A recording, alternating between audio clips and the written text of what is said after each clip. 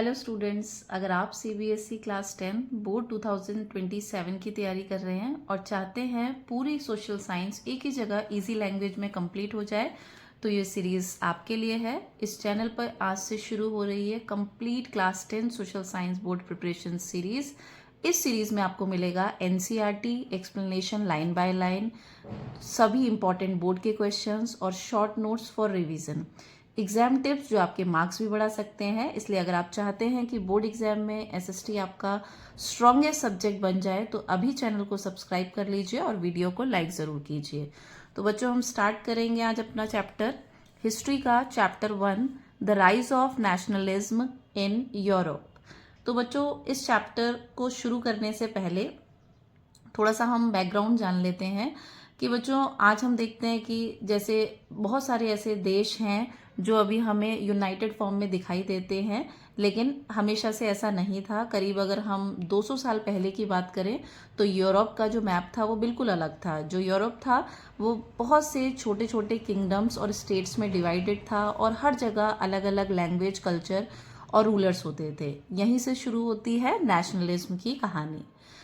तो बच्चों, यहाँ पे हम देख सकते हैं जो हमारी बुक है उसमें ये जो चैप्टर स्टार्ट होता है, यहाँ पे आपको एक पिक्चर दी हुई है और इस तरीके से आप पिक्चर में देख सकते हैं कि यहाँ पे जो स्टैच्यू ऑफ लिबर्टी है वो आपको यहाँ पे दिखाई देगा और इस तरीके से आपको एक सीरीज यहाँ पे देखने को मिलेगी जिसमें बहुत सारे जो देश हैं वो एक लाइन बना के इस तरीके से आपको दिखाई दे रहे हैं।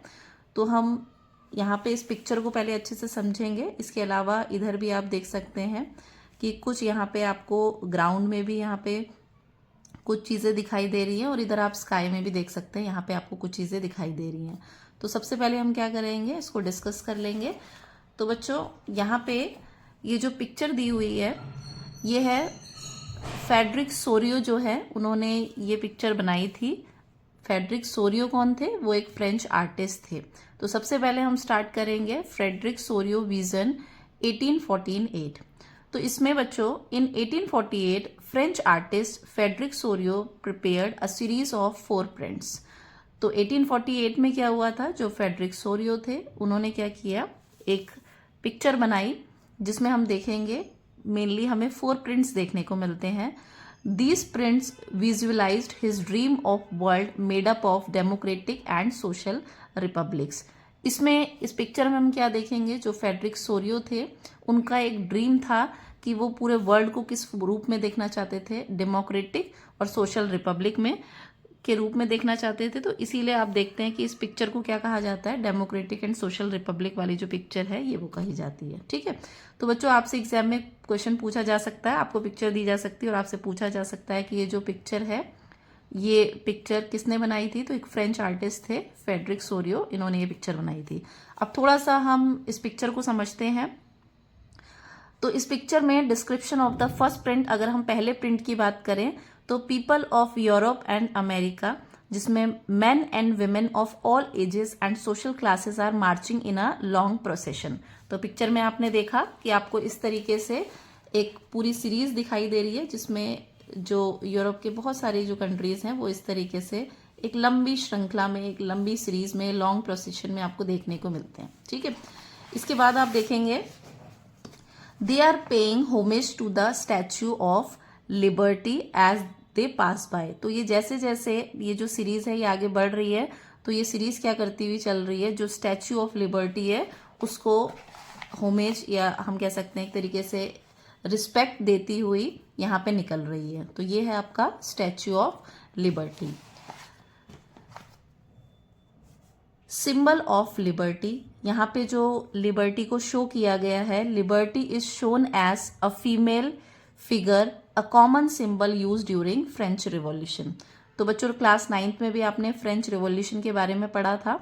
तो जो फ्रेंच रिवॉल्यूशन के समय में हमने देखा कि जो लिबर्टी है, जो फ्रीडम है, उसको किस फॉर्म में शो किया गया था, एक फीमेल के फॉर्म में शो किया गया था। जैसे आज भी आप देखते हैं कि जो भारत माता है उसको भी हम किस फॉर्म में शो करते हैं, उसको एज अ फीमेल हम शो करते हैं। तो यहाँ पे भी किस तरीके से दिखाया गया, फीमेल फिगर के रूप में दिखाया गया है। तो आप यहाँ पे देखेंगे जो स्टैच्यू ऑफ लिबर्टी है इसमें आप देखेंगे कि स्टैच्यू ऑफ लिबर्टी में यहाँ पे इसके दोनों हाथों में आप देखेंगे कि अलग अलग चीज़ें यहाँ पे ये पकड़ी हुई आपको दिखाई देगी। तो हम थोड़ा सा इसको समझते हैं कि स्टैच्यू ऑफ लिबर्टी ने अपने दोनों हाथों में क्या क्या पकड़ा हुआ है।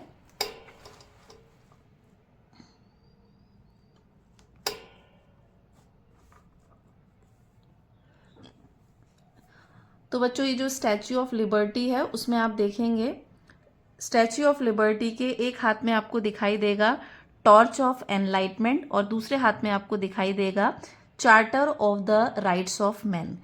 तो जो ये charter of the rights of man है ये क्या शो कर रहा है, ये सिंबल है इक्वालिटी एंड राइट्स का। और दूसरी तरफ जो उनके दूसरे हाथ में टॉर्च ऑफ एनलाइटमेंट दिया हुआ है ये किस चीज का सिंबल है, नॉलेज एंड फ्रीडम का। तो आपसे एग्जाम में पूछा जा सकता है कि जो स्टैच्यू ऑफ लिबर्टी है उसके दोनों हाथों में उसने क्या पकड़ा हुआ है। तो एक हाथ में उसने पकड़ा हुआ है charter of rights of man और दूसरे हाथ में उसने पकड़ा हुआ है torch of enlightenment. Charter of rights of man किस चीज को शो करता है, किस चीज का सिंबल है, इक्वालिटी एंड राइट्स का। और दूसरी तरफ टॉर्च ऑफ एनलाइटमेंट जो है वो किस चीज का सिंबल है, नॉलेज एंड फ्रीडम का। इसके अलावा आप पिक्चर में देखेंगे कि आपको कुछ चीजें यहाँ पे जमीन में बिखरी हुई भी कुछ चीजें यहाँ पे दिखाई दे रही हैं। तो ये किस चीज की पिक्चर है, आप देखेंगे सिंबल ऑन द ग्राउंड। तो the earth in the foreground shows shattered remains of symbols of absolutist institutions. यहाँ पे आपको जो एब्सोल्यूटिस्ट इंस्टीट्यूशंस थे, जो सारी जो पावर है वो किसके हाथों में होगी, किसी एक व्यक्ति के हाथों में होगी। और वो ज्यादातर उस समय क्या होता था, राजा होता था। तो पूरा एब्सोल्यूट पावर आपको किसके हाथों में देखने को मिलेगी, किसी राजा या मोनार्क के हाथों में आपको दिखेगा कि सारी पावर्स उसके हाथों में रहती थी। तो यहाँ पे आपको उसके रिमेन्स देखने को मिलेंगे, शैटर्ड बिखरे हुए जो भी हैं टुकड़े वो आपको देखने को मिलेंगे किनके, एब्सोल्यूटिस्ट इंस्टीट्यूशंस के। This symbolises the end of absolute monarchy and operation. तो ये किस चीज को शो करती है, जो नीचे बिखरे हुए जो आपको रिमेन्स दिखाई दे रहे हैं वो किस चीज को शो करती है, एब्सोल्यूट मोनार्की, राजशाही को। और यानी कि उसको पूरी तरीके से ऑप्रेस कर दिया गया है। Representation of nations in Sorrieu utopian vision the people of world are grouped as distinct nations. तो ये यहाँ पे आप देखेंगे जो सोरियो का विजन है उसको कैसा विजन कहा गया, यूटोपियन विजन। आपको इसका मतलब पता होना चाहिए। यूटोपियन विजन मीन्स कि कोई ऐसी society where everything is perfect, जहां पे क्या होता है सब कुछ परफेक्ट होता है, विच इज नॉट पॉसिबल, जो कि बिल्कुल पॉसिबल नहीं है कि सारी चीजें बिल्कुल एकदम परफेक्ट हो। ये कहीं भी नहीं हो पाता है। जैसे हम पहले कहा करते थे राम राज्य, कि जहाँ पे सब कुछ एकदम सही हो रहा है। तो यूटोपियन विजन है, it's just like a dream. ये एक तरीके से आप सपना समझ लीजिए। तो सोरियो का विजन कैसा था, यूटोपियन विजन था, जहाँ पे जो जितने भी देश थे वो यहाँ पे अलग अलग थे। और अलग अलग उनको कैसे आइडेंटिफाई किया जाता था, each nation is identified through it's flag and national costume. तो हम कैसे आइडेंटिफाई करते थे, उनके फ्लैग को देख के, उनकी कॉस्ट्यूम्स वगैरह को देख के हम डिसाइड कर पाते थे हर एक नेशन को। Nations in the procession. बच्चों अगर इस पिक्चर में बहुत ध्यान से देखेंगे तो इसमें हमें जो नेशंस हैं वो हमें 3 कैटेगरी में दिखाई देंगे। सबसे पहले सबसे आगे जो हमें देश देखने को मिलते हैं वो कौन से देश हैं, 2 देश यहाँ पे हैं, एक है यूनाइटेड स्टेट्स और दूसरा है स्विट्जरलैंड। इनको क्या कहा गया है, नेशन स्टेट्स, यानी कि ये नेशन स्टेट्स बन चुके हैं, ये पूरी तरीके से एक राष्ट्र राज्य नेशन स्टेट्स बन चुके हैं। इसके पीछे हमें कौन सा देश देखने को मिलेगा, इसके पीछे हमें देखने को मिलेगा फ्रांस। ये बहुत ही इंपॉर्टेंट टॉपिक है, आपसे पूछा जा सकता है कि जो ये प्रोसेशन जा रहा है, ये जो पूरी एक सीरीज जा रही है, इसमें जो फ्रांस है वो कौन से नंबर पे आपको देखने को मिलता है। तो आपको 2nd नंबर पे फ्रांस देखने को मिलता है। और ये किस फॉर्म में आपको देखने को मिल रहा है, रिवॉल्यूशनरी ट्राई कलर फ्लैग। तो आपको एक उसके हाथ में ट्राई कलर का इस तरीके से एक फ्लैग आपको देखने को मिलेगा। ये आप देख सकते हैं, इस तरीके से एक ट्राई कलर का जो फ्लैग है वो आपको देखने को मिलेगा। तो स्टार्टिंग में आपने क्या देखा, यूनाइटेड स्टेट और स्विट्जरलैंड आपने देखा, उसके बाद आपको यहाँ पे फ्रांस देखने को मिला, और फिर उसके पीछे ये जो पूरी इस तरीके से एक लाइन जा रही है उसमें हम देखते हैं कौन कौन से और देश हैं। तो जो फ्रांस के पीछे आपको कंट्रीज यहाँ पे देखने को मिलेगी, तो आप देख सकते हैं उसमें है जर्मनी, जिसमें आप देखेंगे कि जर्मनी ने ब्लैक, रेड और गोल्ड कलर का जो फ्लैग है उसको होल्ड किया हुआ है। इसके अलावा आप देखेंगे ऑस्ट्रिया है, kingdom of the two Sicilies है, Lombardy, Poland, England, Ireland, Hungary, Russia. तो इस तरीके से आपको सीरीज में डिफरेंट नेशंस देखने को मिलेंगे। इंपॉर्टेंट डिटेल अबाउट जर्मनी अगर हम देखेंगे, यहाँ पे जर्मनी के बारे में कुछ इंपॉर्टेंट चीजें हैं। At the time when Sorio painted this image, Germany was not yet a unified Nations. तो जिस समय सोरियो ने ये पेंटिंग बनाई थी तो उस समय जो जर्मनी था वो एक यूनिफाइड नेशन नहीं था। लेकिन हम अपने चैप्टर में आगे देखेंगे, जब धीरे धीरे जो नेशंस थे वो यूनिफाइड हो रहे थे, एक हो रहे थे, एक नेशनल आइडेंटिटी बन रही थी, तो उस समय हमने देखा कि जर्मनी और इटली की भी हमें यूनिफिकेशन देखने को मिलेगी। The black red gold flag represented liberal hopes of 1848। तो उनका फ्लैग क्या शो करता था? Liberal hopes of 1848 to unite many German speaking states into a democratic nation states. तो उसके बाद क्या हुआ था आगे, ये जो फ्लैग था वो लिबरल होप्स को दिखाता था, यानी कि वो फ्रीडम चाहते हैं जो 1848 में उनको यूनाइट करती है।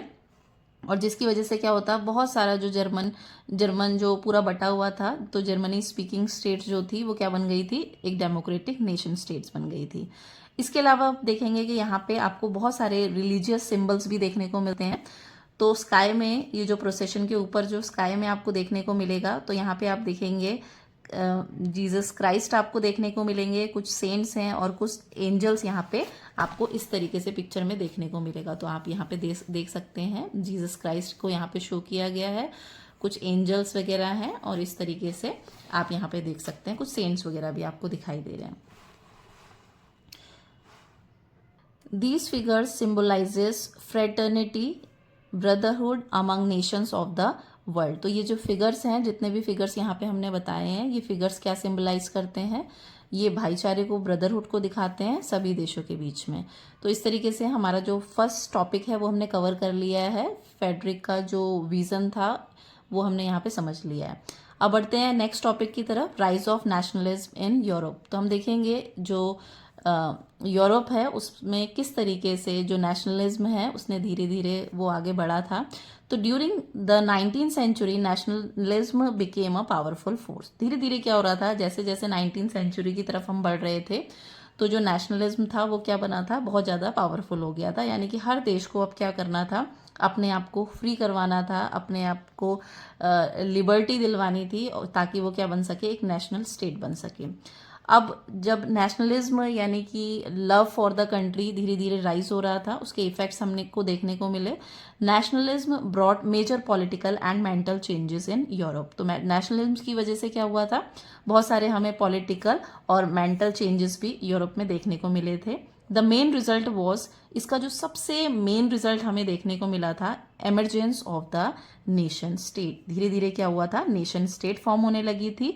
और जो पहले नेशन स्टेट से पहले जो मल्टीनेशनल डायनेस्टिक एम्पायर्स जो देखने को मिलते थे, उनकी जगह भी किसने ले ली थी? नेशन स्टेट ने ले ली थी। बच्चों, अगर आपको ये वीडियो पसंद आ रही है तो वीडियो को लाइक ज़रूर कर दीजिए और चैनल को सब्सक्राइब कर दीजिए ताकि आप हमारी जो सीरीज़ हमने स्टार्ट की है आपको इसका नोटिफिकेशन मिलता रहे और आपका जो सिलेबस है वो बोर्ड से पहले टाइमली पूरा हो सके और आप 2027 में बहुत ही अच्छा स्कोर कर सकें। तो बच्चों, यहाँ पे हम देखेंगे मॉडर्न स्टेट से हम क्या समझते हैं। A modern state has, modern states की क्या क्या फीचर्स हैं? Centralised political power. यहाँ पे जो पॉलिटिकल पावर है वो क्या होती है? सेंट्रलाइज्ड होती है, यानी कि किसी एक के हाथ में होती है पूरी power.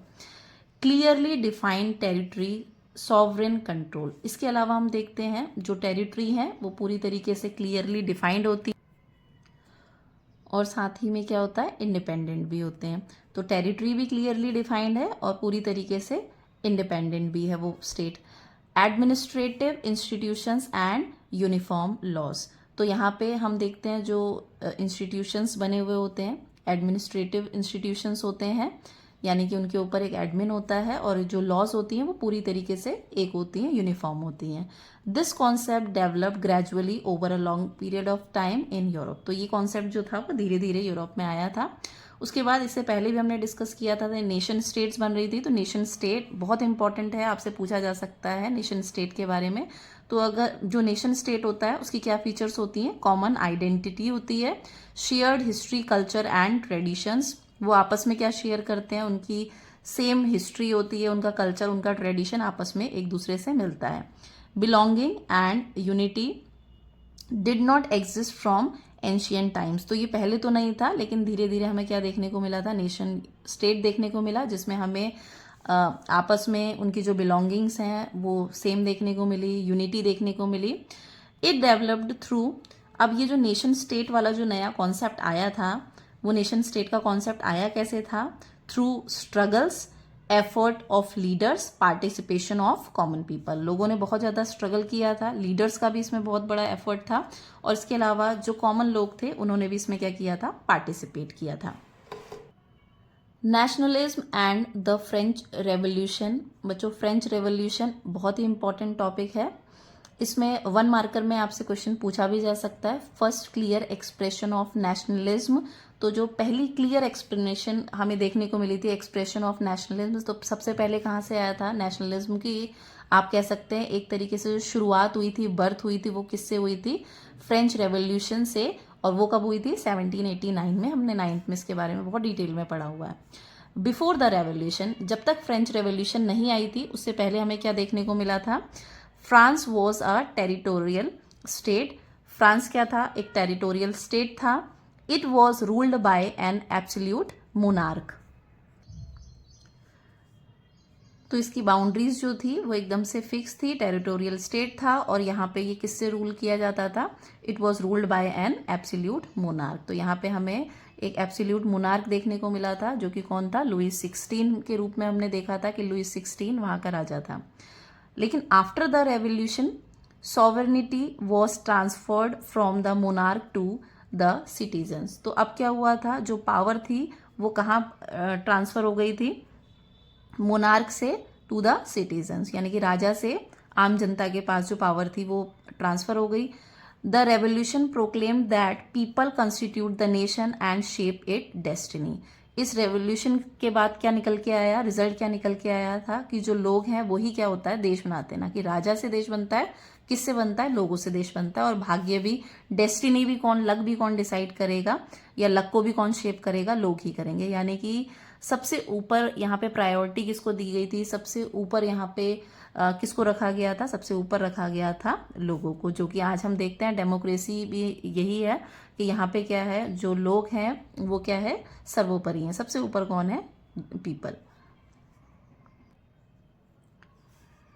Measures taken by French revolutionaries, तो यहाँ पे जो फ्रेंच रेवोल्यूशनरीज थे उन्होंने क्या क्या कदम उठाए उसको देखेंगे हम। From the beginning revolutionaries introduced many measures to create collective identity among the French people. Most important question है, आपसे पूछा जा सकता है, कलेक्टिव आइडेंटिटी जो फ्रांस के लोगों के बीच में बनी थी वो रिवोल्यूशनरीज कैसे लेके आए थे, उन्होंने कैसे कैसे करके एक कलेक्टिव आइडेंटिटी, उनकी एक आइडेंटिटी बनाई थी। तो इसके लिए बहुत सारी चीज़ों का हम यहाँ पे देखेंगे रोल है। सबसे पहले हम बात करेंगे पॉलिटिकल एंड कल्चरल चेंजेस। तो अगर हम बात करें पॉलिटिकल और कल्चरल चेंजेस में, तो सबसे इम्पॉर्टेंट चेंज जो हमें यहाँ पे देखने को मिलेगा, सबसे पहले यहाँ पे ideas of la patrie, la patrie means fatherland, le citoyen, तो ले सिटोयन मीन्स सिटीजन, तो ये कुछ यहाँ पे फ्रेंच टर्म है। तो 2 आइडिया यहाँ पे हमें देखने को मिला था, पहला आइडिया था ला पैट्रे वाला और दूसरा आइडिया था ले सिटोयन वाला।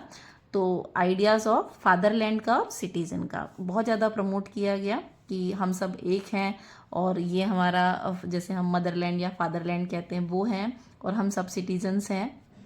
इसके अलावा किस चीज़ पे बहुत ज़्यादा फोकस किया, एम्फसाइज किया गया यूनिटी एंड इक्वल राइट्स के बारे में। इससे पहले हम देखते थे इक्वल राइट्स, जब मोनार्की हुआ करती थी तो किसी भी तरीके से राइट्स की ही बात नहीं होती थी, तो इक्वल राइट्स तो बहुत ही यहाँ पे इम्पॉसिबल सी चीज़ थी।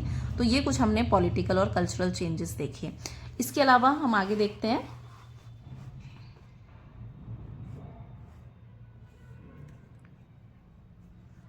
यहाँ पे कुछ नेशनल सिंबल्स और इंस्टीट्यूशंस भी हमें देखने को मिले थे। French try colour flag replace the royal standard, तो रॉयल स्टैंडर्ड के बदले यहाँ पे क्या आ गया था, फ्रांस का जो झंडा था ट्राई कलर फ्लैग हमें देखने को मिला। एक नेशनल सिंबल के रूप में। Estate general was elected and renamed national assembly. तो यहाँ पे क्या किया गया, एस्टेट जनरल को इलेक्ट किया गया और उसका नाम अब एस्टेट जनरल से हटके उसका नाम क्या रख दिया गया, नेशनल असेंबली रख दिया गया था। जो आपने लास्ट ईयर पढ़ा भी था, first estate, second estate, third estate में जो फ्रांस था वो बटा हुआ था। उसके बाद हम देखते हैं एक नेशनल आइडेंटिटी यहाँ पे हमें देखने को मिली थी, नेशनल आइडेंटिटी बिल्डिंग। तो यहाँ पे क्या हुआ था, national hymns were composed, oaths were taken, martyrs were commemorated. तो ये डिवोशनल सॉन्ग्स वगैरह, हाइम्स वगैरह लिखी गई, ओथ्स ली गई और जो भी मार्टर्स यानी कि जो भी शहीद लोग थे उनको क्या किया गया, एक तरीके से हम कह सकते हैं कि रिस्पेक्ट किया गया, उनको याद किया गया, रिमेंबर किया गया। तो all these actions were done in the name of Nations. ये सारी चीजें किसके नाम पे की जा रही थी, नेशन के नाम पे की जा रही थी। Administrative reforms, revolutionaries introduce several reforms. तो ये जो रिवॉल्यूशनरीज थे, ये जो आंदोलन करने वाले जो लोग थे, इन्होंने बहुत सारे चेंजेस यहाँ पे किए गए। तो पहला चेंज क्या किया, a centralised administrative system was established. तो सबसे पहले एक सेंट्रलाइज्ड एडमिनिस्ट्रेटिव सिस्टम बनाया गया। उसके अलावा uniform laws were created for all citizen, सबके लिए एक जैसी लॉज बनाई गई। इसके अलावा इकोनॉमिक रिफॉर्म्स की अगर हम बात करेंगे तो इंटरनल कस्टम ड्यूटीज वर एबॉलिश। जो कस्टम ड्यूटीज, टैक्स वगैरह जो पहले इंटरनल यानी कि देश के अंदर लिए जाते थे, वो सब क्या हुआ, उन्हें बंद कर दिया गया। A uniform system of weights and measures were introduce. ये बहुत ही इंपॉर्टेंट चीज है, वेट्स और मेजर्स का एक यूनिफॉर्म सिस्टम यहाँ पे लेके आया गया।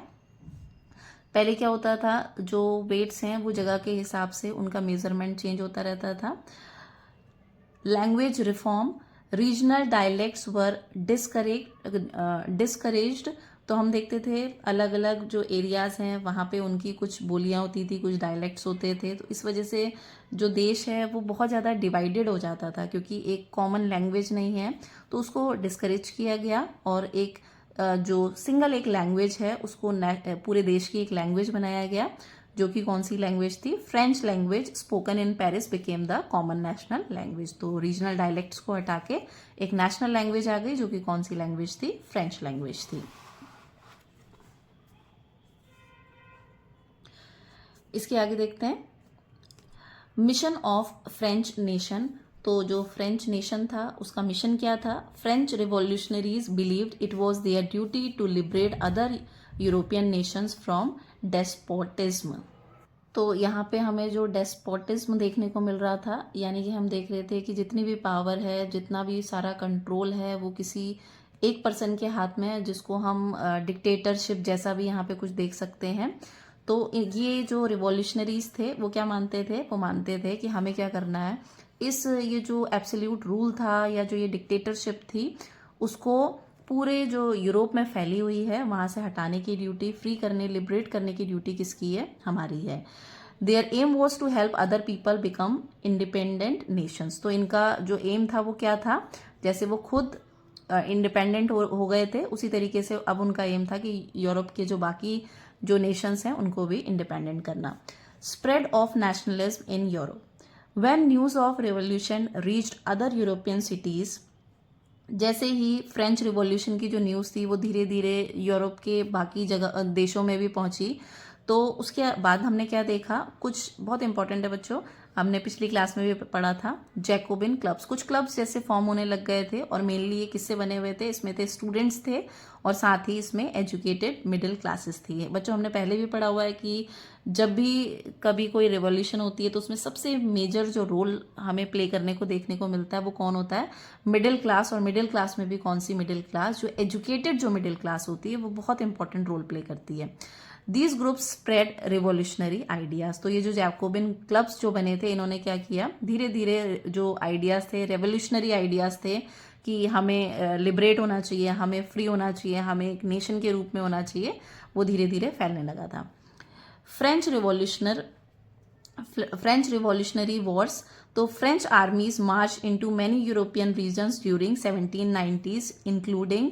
तो ये जो फ्रेंच आर्मीज थी वो धीरे धीरे क्या हो रहा था, बहुत सारे जो यूरोपियन रीजन्स हैं, जैसे हॉलैंड है, बेल्जियम है, स्विट्ज़रलैंड है, इटली है, वहाँ पे पहुँचे और थ्रू दीज वॉर्स उनके साथ वॉर्स लड़ी गई। The idea of nationalism and liberty spread across Europe. तो इसकी वजह से क्या हुआ था, जो आइडिया था through these Wars the idea of nationalism and liberty spread across Europe. तो पूरे यूरोप में ये जो आइडिया था नेशनलिज्म का और लिबर्टी का, वो फैल गया था इस वजह से। Napoleon and reforms most important topic है बच्चों। नेपोलियन के जो रिफॉर्म्स हैं, उसके जो कोड है, इसके बारे में बोर्ड एग्जाम में कई बार रिपीटेडली हमने देखा है, क्वेश्चन पूछे गए हैं।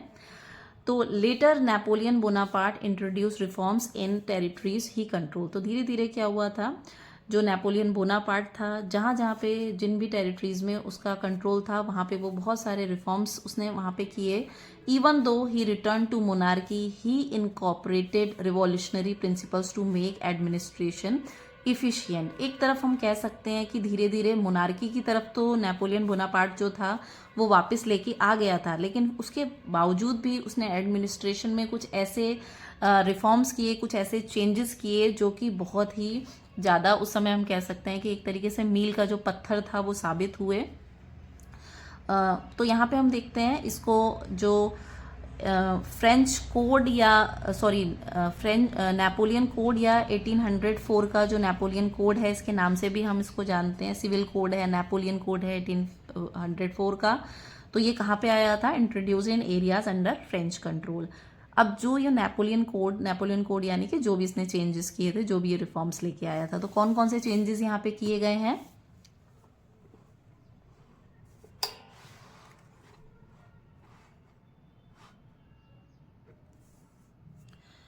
तो यहाँ पे चेंजेस में हमें देखने को मिला, पहला चेंजेस था abolish privileges based on birth. जो पहले बाय बर्थ जो भी प्रिविलेजेस पहले दी जाती थी, वो सारी प्रिविलेजेस क्या हो गया, पूरी तरीके से खत्म हो गई।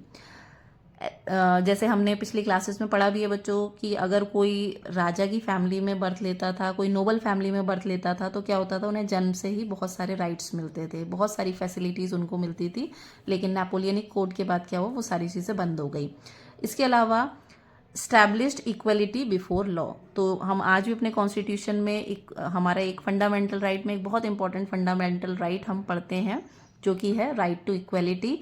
तो वो हमने देखा कि जो नेपोलियन था, उसकी आप देख सकते हैं कि वो कितना दूरदर्शी था कि इतने समय पहले भी उसने इसके बारे में यहाँ पे उसको लेके आया, इक्वलिटी को लेके आया।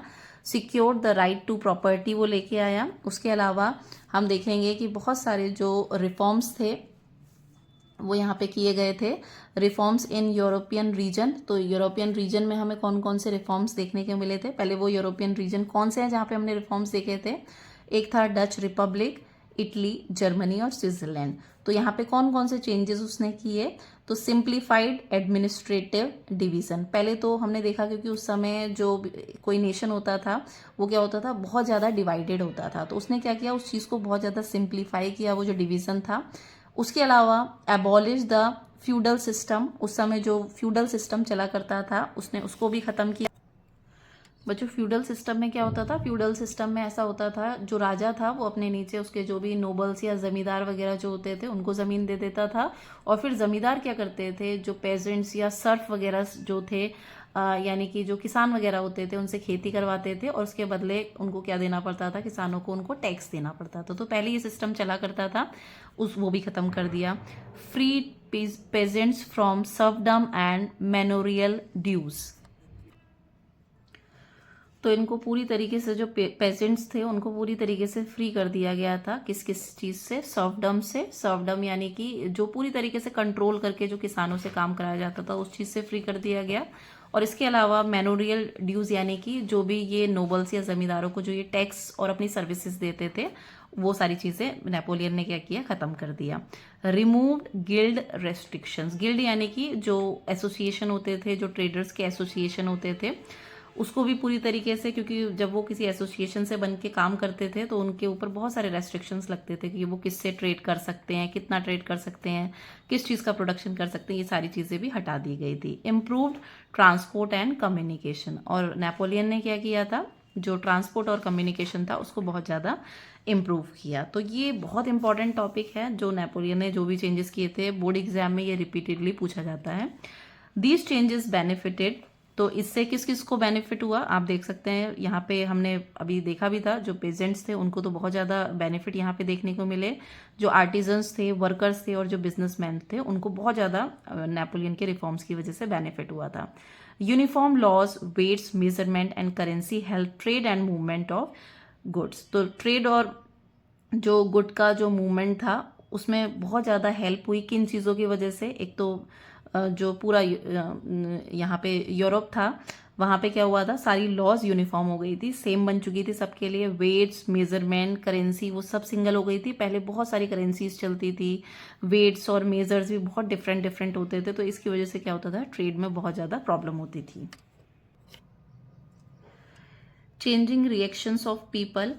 Initially many people welcome the French army as liberators. तो स्टार्टिंग में हमें देखने को, इनिशियली हमें देखने को मिला कि जो फ्रेंच आर्मी थी उसको लोगों ने वेलकम किया, क्योंकि वो एक तरीके से लिबरेटर्स की तरह उनको फ्रीडम दिलवाने का काम कर रही थी। But later their attitude changed, लेकिन धीरे धीरे जो लोगों का एटीट्यूड था उनके लिए वो चेंज हो गया। बिकॉज क्योंकि उन्होंने क्या क्या किया, एक तो हैवी टैक्सेशन उन्होंने लगा दी, सेंसरशिप लगा दी, कोई भी चीज़ आप ऐसे छाप नहीं सकते हैं।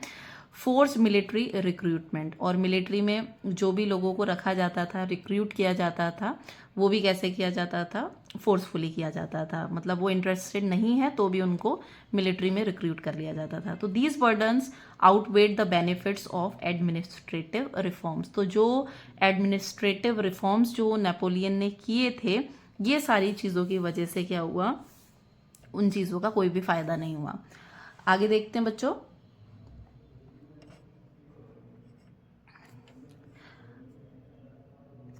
The making of nationalism in Europe. तो यूरोप बिफोर नेशनलिज्म, अगर हम नेशनलिज्म से पहले की बात करें तो उससे पहले यूरोप कैसा था? In the mid 18th century Europe did not have nation states like today. तो 18th सेंचुरी के समय में हमने मिड 18th में क्या देखा था, जिस तरीके से आज हमें नेशन स्टेट्स देखने को मिलता है कि पूरा एक देश है, वो क्या था, पहले ऐसा नहीं था। यूरोप में जो कंट्रीज थी वो बहुत ज़्यादा डिवाइडेड थी। Regions such as Germany, Italy and Switzerland were divided into many kingdoms, duchies and cantons। तो यहाँ पे हम देखेंगे जो जर्मनी, इटली और स्विट्जरलैंड जैसे जो रीजन थे वो बहुत ज़्यादा डिवाइडेड थे। Different regions had different rulers, language and cultures. हर रीजन की अपना अलग रूलर था, लैंग्वेज अलग थी, कल्चर अलग था। People did not share a common national identity. तो उस समय किस चीज़ की कमी थी जिसकी वजह से हमें नेशनलिज्म देखने को नहीं मिला था? उनकी कोई भी कॉमन आइडेंटिटी नहीं थी। जैसे हम देखते हैं कॉमन आइडेंटिटी में हमें क्या क्या देखने को मिलता है कि हमारा कल्चर सेम होता है, ट्रेडिशन सेम होता है, हमारी एक नेशनल लैंग्वेज होती है, हमारा नेशनल फ्लैग होता है। तो इस तरीके की चीज़ें वहाँ पे मिसिंग थी। जैसे यहाँ पे एक एग्जाम्पल में एनसीईआरटी में बताया भी गया है, एक एम्पायर था जिसका नाम था हैब्सबर्ग एम्पायर। तो जो हैब्सबर्ग एम्पायर था ruled over many different regions and people. उसमें बहुत अलग अलग जो रूलर्स थे, अलग अलग लोग थे, वो हमें देखने को मिले। तो it included Tyrol, Austria, Sudetenland, Bohemia, Lombardy, Venetia. तो ये सारे हमें देखने को वहाँ पे अलग अलग रीजन्स देखने को मिले। और यहाँ पे अलग अलग तरीके के जो ग्रुप्स थे वो रहा करते थे, जो कौन कौन से थे, मैग्यार्स, पोल्स, चेशेंस, स्लोवाक्स, क्रोट्स, रोमानियंस। तो इस तरीके से हमने देखा कि बहुत अलग अलग तरीके के रीजन और अलग तरीके के लोग थे। Because of these differences political unity was difficult. तो इस तरीके के डिवीजन की वजह से, इतने अलग अलग तरीके के रीजन और लोगों की वजह से क्या था, यहाँ पे यूनिटी क्या थी, बहुत ही डिफिकल्ट थी। यानी कि एकता आना यहाँ पे बहुत ही डिफिकल्ट। बच्चों वीडियो में लास्ट तक बने रहिएगा, क्योंकि वीडियो के लास्ट में हम पिछले सालों में जो बोर्ड के जो इम्पोर्टेंट क्वेश्चंस आए हुए हैं उनको हर वीडियो के एंड में हम उनको डिस्कस करेंगे, जिसमें आप देखेंगे एमसीक्यूज भी होंगे, वेरी शॉर्ट टाइप क्वेश्चंस भी आपको देखने को मिलेंगे, शॉर्ट क्वेश्चंस भी होंगे और लॉन्ग क्वेश्चंस भी होंगे। तो नेक्स्ट टॉपिक है the aristocracy and new middle class. तो यहाँ पे हम देखेंगे जो यूरोप था उसमें हमें क्या क्या देखने को मिला। एक तो थी एरिस्टोक्रेसी, एक था पीजेंट्री और एक थी मिडिल क्लास। तो सबसे पहले पढ़ेंगे एरिस्टोक्रेसी में कौन लोग आते थे। Landed aristocracy dominant social group in Europe.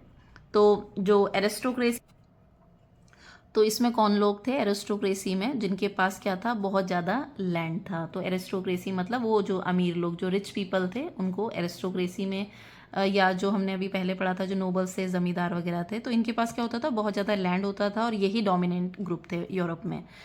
Own large estate, बहुत बड़े बड़े एस्टेट के मालिक हुआ करते थे। हैड हाउस इन टाउन्स, इनके घर टाउन्स में होते थे। Spoke French for diplomacy and high society, क्योंकि हाई सोसाइटी से बिलोंग करते थे इसलिए ये फ्रेंच बोलते थे। कनेक्टेड थ्रू मैरिज अलाइंसेस, ये आपस में, इनकी आपस में मैरिज अलाइंसेस की वजह से कनेक्ट रहते थे।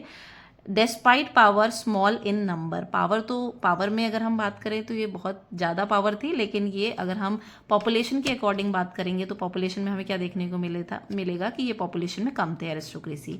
दूसरा ग्रुप था पेजेंट्री का। Most people in Europe were pageants, तो ज़्यादातर लोग कौन थे? किसान लोग थे। इसमें हम देखते हैं कि दो पार्ट में, जो वेस्टर्न यूरोप था, land farmed by tenants and small owners. तो ये कौन लोग थे? टीनेंट्स वो लोग होते हैं जो क्या करते हैं, जो लैंड है उसको एक तरीके से किराए पे लेके उस पर खेती करते थे। तो वेस्टर्न यूरोप में हमें ये लोग देखने को मिले। और ईस्टर्न और सेंट्रल यूरोप में हमें क्या देखने को मिलेगा? Land was controlled by large estate worked by serfs. तो ईस्टर्न सेंट्रल यूरोप में हमें कौन से देखने को मिले लोग? सर्फ। सर्फ्स हमने पहले भी पढ़ा था सर्फडम या सर्फ्स के बारे में। तो सर्फ्स कौन थे? ऐसे किसान जो पूरी तरीके से बंधे होते थे जमींदार से, और उनको क्या करना पड़ता था? उसी लैंड पे वो काम कर सकते थे, वो लैंड को छोड़ के किसी दूसरी जगह नहीं जा सकते। तो इस तरीके से हमें वेस्टर्न यूरोप में और ईस्टर्न यूरोप में जो किसान थे वो देखने को मिले। एक और ग्रुप था, जो नया ग्रुप एक इमर्ज हो रहा था, middle class. Industrialization began in England. तो बच्चों हम जानते हैं जो इंडस्ट्रियलाइजेशन थी उसकी शुरुआत कहाँ पे हुई थी? इंग्लैंड में। बहुत इंपॉर्टेंट है, आपको याद होना चाहिए। Industrialization began in England in late 18th century. धीरे धीरे ये कहाँ फैलने लगी? France and German states in 19th century. और उसके बाद क्रिएटेड न्यू सोशल ग्रुप्स। इसके बाद क्या हुआ? धीरे धीरे कुछ नए ग्रुप्स बन गए थे, क्योंकि इंडस्ट्रीज लग रही थी, फैक्ट्रीज लग रही थी। तो यहाँ पे हमें दो तरीके के ग्रुप देखने को मिले। पहला जो ग्रुप था वो था एक वर्किंग क्लास, जिसमें लेबर आते थे, और दूसरा था मिडिल क्लास, जिसमें जो इंडस्ट्रियलिस्ट हैं, बिजनेसमैन हैं और प्रोफेशनल्स हैं वो देखने को मिले। Importance of middle class. The educated liberal middle class started supporting, जो एजुकेटेड मिडिल क्लास थी उसने धीरे धीरे सपोर्ट करना स्टार्ट किया national unity end of aristocracy privileges. तो धीरे धीरे जो मिडिल क्लास थी उसने क्या किया? नेशनल यूनिटी, यानी कि पूरा देश एक हो जाए, इसकी तरफ ध्यान देना शुरू किया। और किस चीज़ को ख़त्म कर दिया? जो मोनार्की या राजशाही जो चलती थी, एरिस्टोक्रेसी, उसको ख़त्म किया। These ideas became foundation of nationalism. धीरे धीरे यही जो आइडिया थे वो किसका फाउंडेशन बने? नेशनलिज्म का फाउंडेशन बने। बच्चों नेक्स्ट हमारा जो टॉपिक है वो है liberal nationalism. Most important topic है, बोर्ड में हम देखेंगे, रिपीटेडली पूछा जाता है। Idea of nationalism linked with liberalism. जो नेशनलिज्म का आइडिया है वो किससे लिंक है? पूरी तरीके से लिबरलिज्म है, यानी कि पहले लिबरलिज्म आता है और उसके बाद ही आगे हम देखते हैं नेशनलिज्म आता है। तो लिबरलिज्म जो है ये एक लैटिन वर्ड से बना हुआ है, लिबर, जिसका मतलब क्या होता है? फ्री होना। Political ideas of liberalism. Political ideas क्या थे लिबरलिज्म के? तो जो लिबरल्स लोग हुआ करते थे वो क्या डिमांड करते थे? उनकी डिमांड थी फ्रीडम फॉर इंडिविजुअल। सबको क्या मिले? फ्रीडम मिले। इक्वेलिटी बिफोर लॉ, इक्वेलिटी मिले। Government by consent of people, जो गवर्नमेंट बने वो किसकी कंसेंट से बने? लोगों की कंसेंट से बने। कॉन्स्टिट्यूशन हो, रिप्रेजेंटेटिव गवर्नमेंट हो, जिसको हम पार्लियामेंट भी कहते हैं, जो लोगों को रिप्रेजेंट करती है। End of autocracy and clerical privileges. जो प्रिविलेजेस मिलती हैं ऑटोक्रेसी और क्लैरिकल जो डिपार्टमेंट था वो सारी चीज़ें क्या हो जाएं? खत्म हो जाएं। तो these ideas became strong after French revolution. French revolution के बाद हमने वैसे भी देखा था ये आइडियाज़ जो हैं वो बहुत ज़्यादा स्प्रेड हो चुके थे। तो आप देखेंगे कि जो लिबरल की जो मोस्टली डिमांड्स हैं वो आज हमारे कॉन्स्टिट्यूशन में मौजूद है। फ्रीडम, इक्वेलिटी, हमारी जो गवर्नमेंट बनती है तो वो कंसेंट से ही बनती है लोगों की। हमारे पास एक कॉन्स्टिट्यूशन है, रिप्रेजेंटेटिव गवर्नमेंट भी हमें देखने को। Rise of conservatism after 1850. After the defeat of Napoleon Bonaparte in 1815, European government adopted conservatism. ये भी इम्पॉर्टेंट है, 1 मार्कर क्वेश्चन में आपसे पूछा जाता है कि नेपोलियन बोनापार्ट की डिफीट के बाद 1815 में हमें क्या देखने को मिला। जो यूरोप था, वहाँ की जो गवर्नमेंट थी, वो एक नए हम कह सकते हैं कि एक नई आइडियोलॉजी उसने वहाँ पे अपनाई थी। जो कौन सी आइडियोलॉजी थी? कंजर्वेटिज्म। बच्चों इस चैप्टर में आप देखेंगे आपको डिफरेंट डिफरेंट टाइप की आइडियोलॉजीज भी देखने को मिलेगी बीच बीच में। जैसे अभी हमने एक आइडियोलॉजी देखी लिबरलिज्म, जिसमें हमने देखा कि फ्रीडम दी जा रही थी। अब हम दूसरी आइडियोलॉजी देख रहे हैं जो बिल्कुल उसके ऑपोजिट है। वो कौन सी आइडियोलॉजी है? वो है कंजर्वेटिज्म। कंजर्वेटिज्म में क्या होता है? A political philosophy that supports traditional institutions. ये बिल्कुल उसकी ऑपोजिट है। अब ये किसको सपोर्ट करती है? Traditional institution. ट्रेडिशनल इंस्टीट्यूशन मतलब हो गया मोनार्की, यानी कि जो पहले राजा लोगों का जो समय चलता था उसकी बात की जा रही है। उसके अलावा चर्च है, सोशल हायरार्की है, gradual change instead of rapid change. तो ये मोनार्की को सपोर्ट करते थे, चर्च वाला जो सिस्टम था उसको सपोर्ट करते थे, सोशल हायरार्की की बात करते थे कि यानी कि सबसे ऊपर राजा होगा, उसके नीचे नोबल्स होंगे और उसके नीचे जो थर्ड एस्टेट होगी वो वाले लोग होंगे। और ये gradual change instead of rapid change, ये कहते थे कि समाज में धीरे धीरे चेंज आना चाहिए, बहुत जल्दी हम एकदम से हमें ऐसा नहीं करना चाहिए कि सीधे ही हम मोनार्की से डेमोक्रेसी पे आ जाएं। अगला टॉपिक है बच्चों कांग्रेस ऑफ वियना। ये भी बहुत इंपॉर्टेंट टॉपिक है, एग्जाम में कई बार पूछा जाता है। तो कांग्रेस ऑफ वियना ये जो हुआ था, ये कब हुआ था? 1815 में हुआ था। तो after Napoleon's defeat European powers met at the Congress of Vienna. तो जब नेपोलियन की हार हो गई थी, बैटल ऑफ वाटरलू में हमने देखा था, उसकी डिफीट हो गई थी, तो उसके बाद क्या हुआ? जितनी भी यूरोपियन पावर्स थी वो सब कहाँ पे मिली? किस जगह पे मिली थी? वियना में मिली थी। और इसमें मेजरली जो हम यूरोपियन पावर्स की बात कर रहे हैं, ये कौन कौन से देश थे जिन्होंने नेपोलियन को हराया था? तो वो थे ब्रिटेन, रशिया, प्रूशिया, ऑस्ट्रेलिया, तो सॉरी ऑस्ट्रिया। तो इन्होंने क्या किया था? इन सब ने मिलके क्या किया था? नेपोलियन को डिफीट किया था 1815 में। इसके अलावा the meeting was led by, ये जो मीटिंग जो हुई थी कांग्रेस ऑफ वियना हुई थी, उसको होस्ट किसने किया था? क्लेमेंस वन मैटरनिक ने किया था, या चांसलर ड्यूक मैटरनिक भी इनको कहा जाता है। ये चांसलर ड्यूक यानी कि एक तरीके से इनका जो टाइटल था। मैटरनिक आप नाम याद रख सकते हैं, 1 मार्कर क्वेश्चन में आपसे पूछा जाएगा कि जो कांग्रेस ऑफ वियना 1815 में हुई थी उसको होस्ट किसने किया था? तो चांसलर ड्यूक मैटरनिक ने इसको होस्ट किया था। अब ये जो कांग्रेस ऑफ वियना में जो मीटिंग हुई थी उसका मेनली ऑब्जेक्टिव क्या था? तो restore the monarchies removed by Napoleon. तो नेपोलियन ने अपने चेंजेस में क्या किया था? मोनार्की हटाई जो थी उसको फिर से लेके आया जा सके। जैसे आपने देखा था पहले फ्रांस में बर्बन डायनेस्टी रूल करती थी, तो उसको वापस लेके आया जा सके। Create a balance of power in Europe. In countries ने कोशिश किया कि जो पावर है उसको बैलेंस करके आपस में बांट दिया जाए, ताकि जैसे फ्रांस में हमने देखा कि एक सिंगल एक पावरफुल एक पर्सन था नेपोलियन, जिसने पूरे यूरोप को हिला के रख दिया था, ऐसा आगे ना हो इसलिए पावर को बांट दिया जाए, किसी एक को पावर नहीं दी जाए। प्रिवेंट फ्यूचर फ्रेंच एक्सपेंशन, आगे दोबारा से फ्रेंच कभी ऐसी हिम्मत ना कर सके अपने आप को एक्सपेंड करने की, तो इसलिए क्या किया गया? उसको एक्सपेंड करने से रोका गया। Changes made by Vienna settlement. तो कौन कौन से चेंजेस यहाँ पे हमें देखने को मिले थे? तो चेंजेस थे हमारे major territorial changes, Bourbon dynasty restored in France. तो ये जो बर्बन डायनेस्टी थी वो फिर से फ्रांस में वापस आ गई थी। Kingdom of Netherlands created, Genoa added to Piedmont. तो क्या गया था? जो गिनोया था उसको पीडमोंट से मिला दिया गया था। किंगडम ऑफ नीदरलैंड बनाया गया था जिसमें बेल्जियम भी था। Prussia given territories on the western frontiers, west side में किसका कब्जा हो गया था? प्रशिया का हो गया था। Austria gain control of northern Italy, northern Italy में किसका कंट्रोल हो गया था? ऑस्ट्रिया का कंट्रोल हो गया। तो इस तरीके से हमने देखा जो फ्रांस की जो पूरी बाउंड्री थी उस पर हर तरफ से, चाहे वो नॉर्थ हो साउथ हो, हर तरफ से क्या हुआ? अलग अलग कंट्रीज वहाँ पे उन्होंने ऑक्यूपाई कर लिया। Goal surround France with strong states to prevent future expansion, ताकि फ्रांस दोबारा कभी एक्सपेंड ना कर सके, इसलिए उसकी पूरी बाउंड्री को जो ये कंट्रीज थी पावरफुल कंट्रीज उन्होंने कवर अप कर लिया था।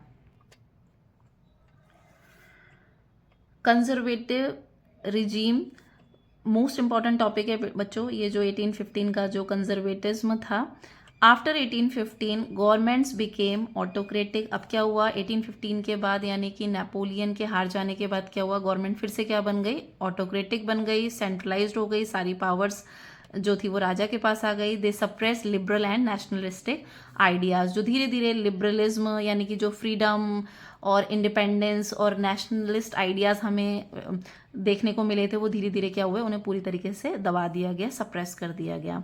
मेथड यूज, इसको सप्रेस करने के लिए कौन कौन से मेथड्स यूज किए गए थे, सेंसरशिप लगा दी गई थी। किस किस पे सेंसरशिप लग गई थी, न्यूज़पेपर पे, बुक्स पे, प्लेस पे, सॉन्ग्स पे। अब आप अपने हिसाब से कोई भी न्यूज़पेपर नहीं छाप सकते हैं, उसमें कोई भी न्यूज़ नहीं दे सकते हैं, पूरी तरीके से वो किसके कंट्रोल में आ गया था, जो भी रूलर था उसके कंट्रोल में।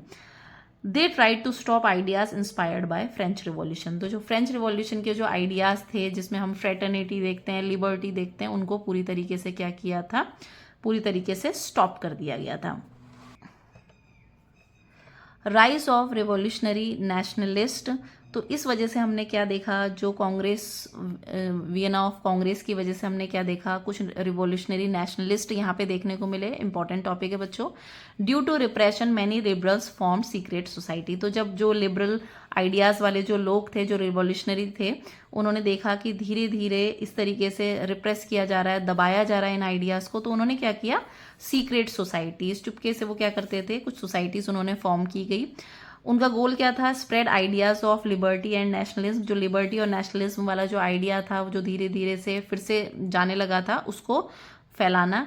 ट्रेन रिवॉल्यूशनरीज को ट्रेन करना। अपोज मोनार्की, किसको अपोज करना है, जो मोनार्की थी उसको अपोज करना था। तो इसी तरीके से एक बहुत ही इंपॉर्टेंट पर्सन है जिनका नाम था जुत्सेप्पे मैज़नी। तो इन्होंने भी क्या किया था, सीक्रेट सोसाइटीज़ फॉर्म की गई थी, ये एक रिवॉल्यूशनरी थे। तो सबसे पहले इनका थोड़ा सा हम यहाँ पे बायोडाटा पढ़ लेंगे।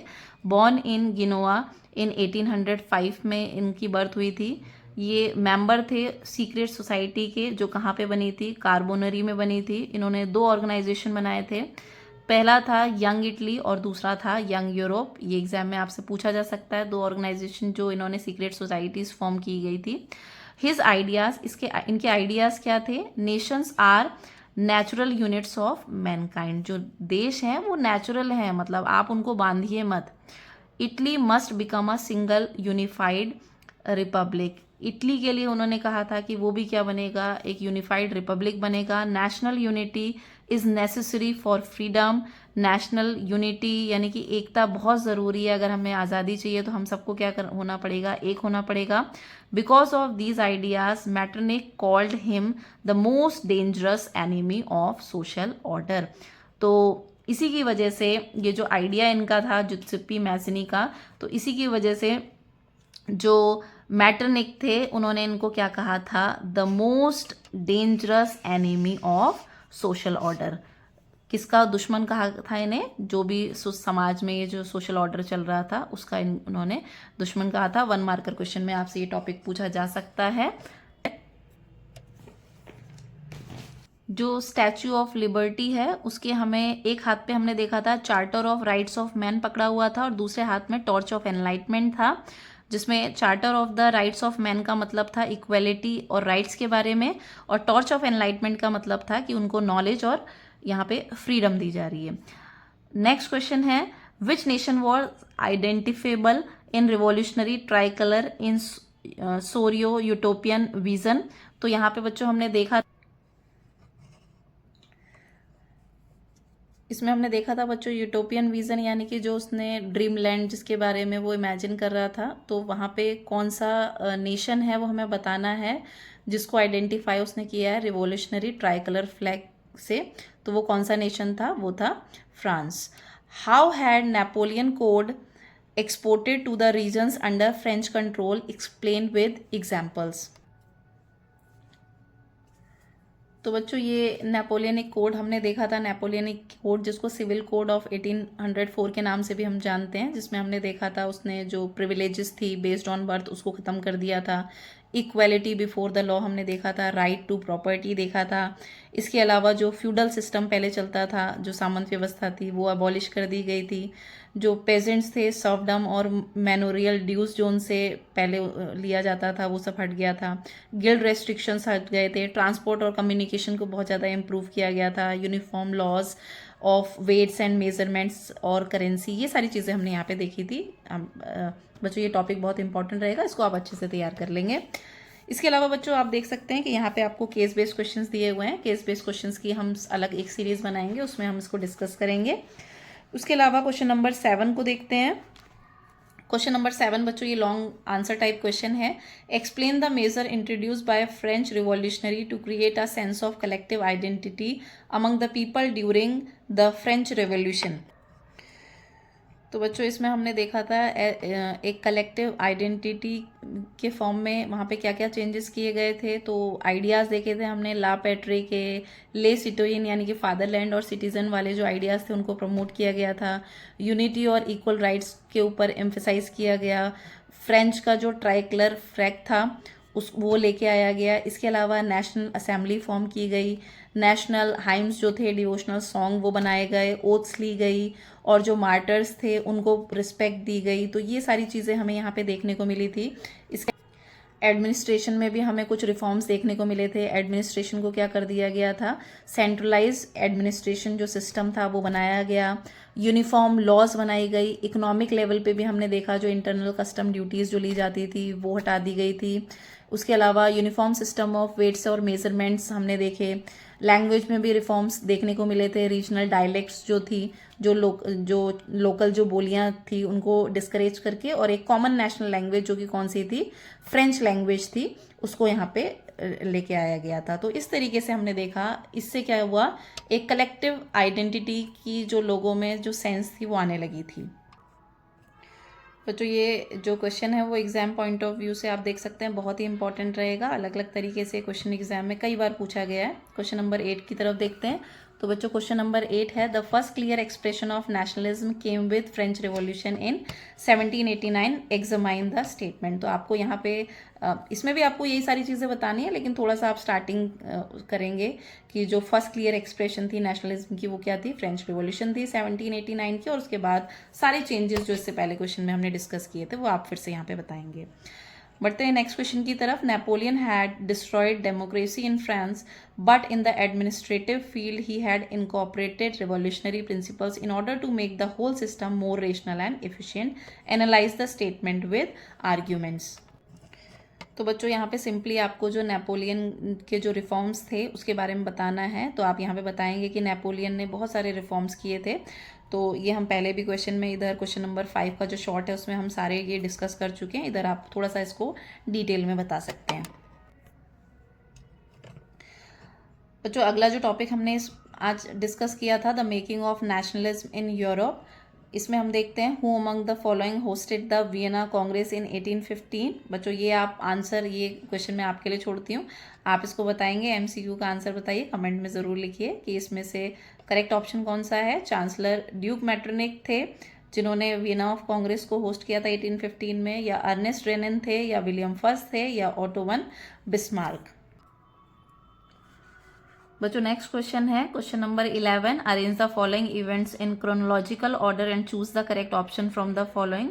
बच्चों आगे जब हमारा चैप्टर कंप्लीट होगा तो इसमें हम क्या करेंगे, एक पूरी टाइमलाइन हम इसमें देखेंगे कि कौन सा इवेंट जो कब हुआ था वो कब हुआ था, क्योंकि आपसे एग्जाम में पूछा जाता है, क्रोनोलॉजी आपको पूछी जाएगी।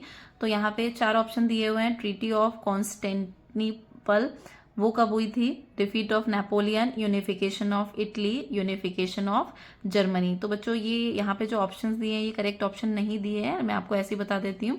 ट्रीटी ऑफ कॉन्स्टेंटिनोपल कब हुई थी, 1832 में हुई थी। डिफीट ऑफ नेपोलियन कब हुआ था, 1814 से 15 में हुआ था, यानी कि 1815 में हमने देखा था। यूनिफिकेशन ऑफ इटली हम आगे भी पढ़ेंगे, ये 2 टॉपिक्स हमें पढ़ने हैं अभी, unification of Italy and Germany. तो इटली का हुआ था 1815 से 70 में, और यूनिफिकेशन ऑफ जर्मनी हुआ था 71 में। तो सेकंड, 1, 3, 4 ये हमारा करेक्ट ऑप्शन होगा। बढ़ते हैं नेक्स्ट क्वेश्चन की तरफ। Which type of government was mainly driven in Europe after the defeat of Napoleon in 1815। बच्चों इस आंसर को भी आप कमेंट में लिखेंगे। 12 आप आंसर नंबर 12 डाल के इसका आंसर देंगे कि जब नेपोलियन की डिफीट हुई थी 1815 में, तो यूरोप में कौन सी जो गवर्नमेंट थी, या जो मैंने आपको बताया था कौन सी आइडियोलॉजी जो थी, जो लिबरलिज्म के बाद हमें देखने को मिली थी, वो कौन सी आइडियोलॉजी थी जिससे जो मोनार्की थी वो फिर से वापस आ गई थी। अगर आपने चैप्टर को बहुत अच्छे से पढ़ा है तो आप इसका आंसर ज़रूर दे पाएंगे। बढ़ते हैं नेक्स्ट क्वेश्चन की तरफ। Which of the following group of countries collectively defeated Napoleon in 1815। यहाँ पे आपको ऑप्शंस दिए गए हैं, तो वो कौन सी कंट्री थी जिन्होंने मिलकर नेपोलियन को डिफीट किया था 1815 में। इसका करेक्ट ऑप्शन है ऑप्शन ए, यानी कि Britain, Russia, Prussia and Austria. आप इसको शॉर्ट में याद कर सकते हैं, BRPA। बढ़ते हैं नेक्स्ट क्वेश्चन की तरफ। नेक्स्ट क्वेश्चन बच्चों हम देख सकते हैं, very short type of question है जो पहले भी रिपीट हो चुका है। Interpret the concept of liberalisation in the field of economic sphere during the 19th century in Europe. तो इकोनॉमिक स्फेयर में हम पहले ही बात कर चुके थे, फ्री ट्रेड्स और ये सारी चीजें। What was the main aim of revolutionary in Europe during the year following 1815। तो 1815 में जो रिवॉल्यूशनरीज थे यूरोप में, उनका जो मेन एम था वो क्या था?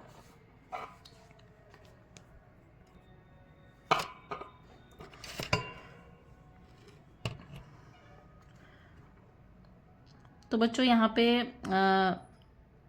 What was the main aim of revolutionary in Europe during years 1815। यहाँ पे मेन एम क्या था रिवॉल्यूशनरीज का, ये आपको बताना है। What was the main aim of treaty of Vienna in 1815। जो ट्रीटी ऑफ वियना थी, जो हमने देखा था आफ्टर डिफीट ऑफ नेपोलियन के बाद हमें देखने को मिली थी, उसके मेन एम्स क्या थे, यानी कि जिसमें हमने पढ़ा था मोनार्की को, बर्बन डायनेस्टी और ये सबको वापस लेके आना। क्वेश्चन नंबर 17 है, explain the main provision of Napoleonic code 1804। इसको हम ऑलरेडी डिस्कस कर चुके हैं। Describe the major outcomes of French revolution of 1789। जो फ्रेंच रेवोल्यूशन जो हुई थी 1789 में, उसके मेजर आउटकम्स में हमने क्या देखा था? लिबर्टी, फ्रेटर्निटी और जो एक फ्रेंच का जो फ्रांस का जो फ्लैग था, वो सारी चीज़ें जो भी हमने नेपोलियनिक कोड में भी हमने देखा था, बहुत सारे रिफॉर्म्स, वो सब आप यहाँ पे बता सकते हैं। Ideas of national unity in early 19th century Europe was closely allied to ideology of liberalism. इसको यहाँ पे आपको फिर से लिबरलिज्म के बारे में बताना है। क्वेश्चन नंबर 20 है, who hosted Vienna Congress in 1815, analyse the main changes bought by Vienna treaty. तो यहाँ पे जो वियना कांग्रेस जो 1815 हुई थी, जिसने मोनार्की को वापस लेके आया था, उसके बारे में आपको यहाँ पे बताना है। क्वेश्चन नंबर 21 है, how did the ideology of liberalism affect Europe in early 19th century. तो यहाँ पे आपको फिर से लिबरलिज्म के बारे में बताना है। क्वेश्चन नंबर 22 का टॉपिक अभी हमने डिस्कस नहीं किया है, तो इसको हम आगे डिस्कस करेंगे, रोमांटिज्म के बारे में। क्वेश्चन नंबर 23 है, what did liberal nationalism stand for, explain any 4 ideas of liberal nationalist during end of 19th century. तो यहाँ पे लिबरल नेशनलिज्म जो हम ऑलरेडी डिस्कस कर चुके हैं, इसके बारे में आपको बताना है। क्वेश्चन नंबर 24 है, what happened during the year following 1815, the fear of repression drove many liberal nationalistic underground. तो इसमें आपको जो आपने पढ़ा था सीक्रेट सोसाइटी के बारे में, मैजनी के बारे में, ये सारी चीज़ें आपको बतानी है कि किस तरीके से उन्होंने काम किया, जो रिवॉल्यूशनरी सीक्रेट सोसाइटीज़ बना रहे थे। तो बच्चों इस तरीके से हमारा जो चैप्टर था उसका हमने आज पार्ट 1 कंप्लीट कर लिया है। इसी तरीके से हम पार्ट 2, पार्ट 3 लेके आएंगे इस चैप्टर का, जिसमें आप देखेंगे कि एनसीईआरटी को लाइन बाय लाइन एक्सप्लेन किया जाएगा और बोर्ड एग्जाम में पिछले सालों में जो भी उन टॉपिक से जुड़े हुए क्वेश्चंस थे उनको हम हर क्लास के एंड में डिस्कस करेंगे। बच्चों अगर आज की वीडियो आपको पसंद आई हो तो वीडियो को लाइक ज़रूर करें, वीडियोस पे कमेंट करें और चैनल को सब्सक्राइब करना ना भूलें। तो बच्चों मिलते हैं अगली वीडियो में, बाय बाय।